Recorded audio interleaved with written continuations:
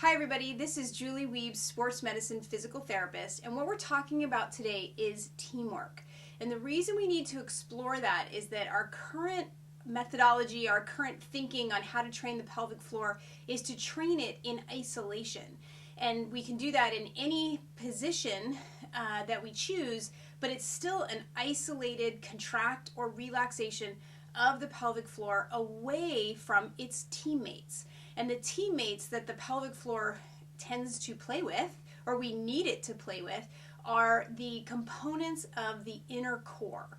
And those four muscles are the respiratory diaphragm, so your breathing muscle, which sits right here in your chest. The TA, which is your deepest abdominal muscle. That's the muscle that everyone wants you to activate when you pull navel to spine.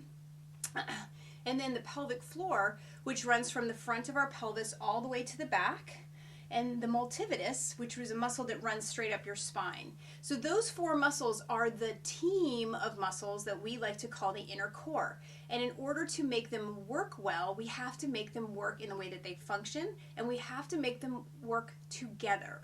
So I like to think of it as a machine, a core machine that has four gears, okay? The diaphragm, the TA, the pelvic floor, and the multifidus.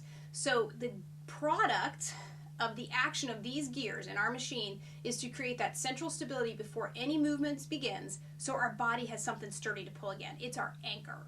And so just like all gears, there's movement, okay? The diaphragm, which is in constant motion, we hope, right? Because we're always breathing, is creating movement in the other gears.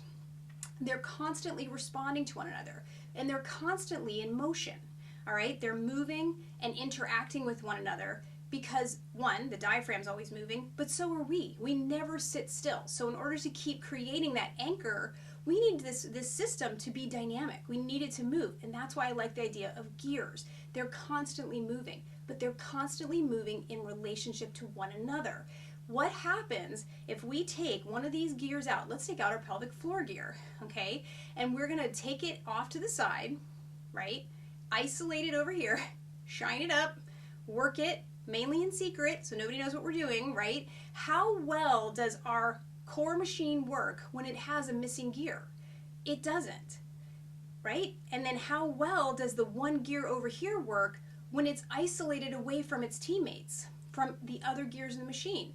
It doesn't. Neither this works well nor this if they're not working together. Okay? And that's why Kegels fail for so many women, is that that's not actually how the pelvic floor functions. It is part of a team.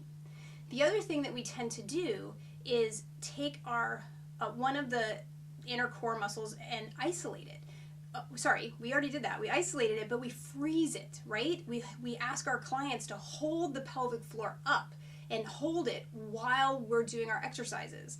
But that's still a static contraction. It's not a mobile contraction. We need to get it to activate in a dynamic way in the midst of the exercise that we're doing, okay? Same thing with the TA. If we hold our navel tight to our spine and pull our pelvic floors up and hold them, we have two frozen gears in a system that's supposed to move. And so we have a broken machine, okay? We are no longer creating that inner, deep, central stability, and we have to compensate in order to pull off whatever the exercise is. And those compensations over time lead to poor posture, they lead to aches and pains, and poor exercise form. So we have actually shut down that central stability if we're holding these static contractions, or if we're holding them isolated away from the rest of the machine. Same thing goes with the TA. You train up that TA and pop it back in with three rusty gears that have never been trained, your core machine's not going to work well either. The other thing that tends to happen is when we hold these guys tight and we start compensating with other muscles because these gears are frozen, most folks hold their breath. Then the diaphragm gear is also frozen. So we have shut down that inner core machine, and we're not going to be able to produce central stability, and we're going to start to see all the fallout that we see for women when they try to exercise. Pain, poor form, poor results, and leaking. Okay, so this is the beginning of starting to understand how that pelvic floor actually functions, so we can design exercise programs around that concept of a dynamic pelvic floor that's part of a team. Okay, take care. We'll keep exploring all these topics next time.